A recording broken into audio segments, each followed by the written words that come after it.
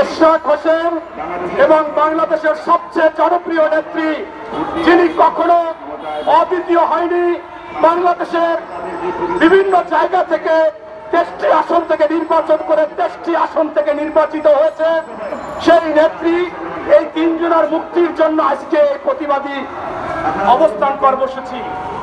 আমি মনে করি বাংলাদেশে এই কারাগার কোন কারাগার না, সেই কারাগারে তো থাকার অবস্থা আছে, অথচ বাংলাদেশে মানুষ এই শেখ হাসিনা নামক কারাগার থেকে মুক্তি চায়, বাঁচতে চায়, রক্ষা পেতে চায়।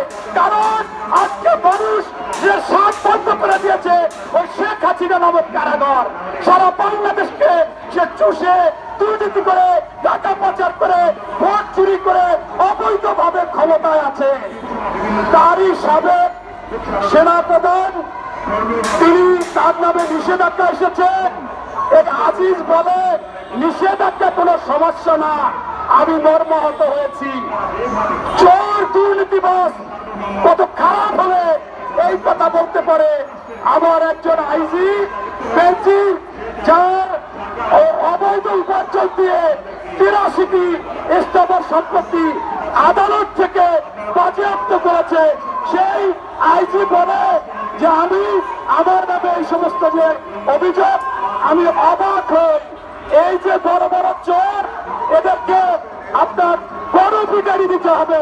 পাশাপাশি আমি শেষ করতে চাই এই কথা বলে যে আজকে দেখেছেন ভারতে আওয়ামী লীগের এক এমপিকে নিয়ে খুন করেছে। এর কারণটা হচ্ছে এই আওয়ামী লীগ সরকার বিরোধী দল বিএনপিকে প্রতিনিয়ত এরকম খুন করে নিয়ে ভারতে নিরাপদে খুন করে আমাদেরকে নিশ্চিত করে দিয়েছে, আমাদের 625 জনকে খুন করেছে। তাই এই আওয়ামী লীগ অভ্যস্ত হয়ে গেছে, তারা জানে যে খুন করে ভারতে খুন করা নিরাপদ। তাই আওয়ামী লীগের লোকেরাও আজকে কাউয়া খাচ্ছে এবং সেই ভারতে নিয়ে নিরাপদে খুন করছে। হয়তো আজকে উভয় পক্ষ আওয়ামী লীগ বিদায় আজকে জানা গেছে। তাই বলবো, আসুন আমরা যে অবস্থানে আছি এই অবৈধ সরকারকে আন্দোলনের মাধ্যমে, এই চোর সরকারকে, দুর্নীতিবাদ সরকারকে, পাচারকারী সরকারকে নামিয়ে গণতান্ত্রিক সরকার আনতে হবে, জনগণের ভোট অধিকার আনতে হবে।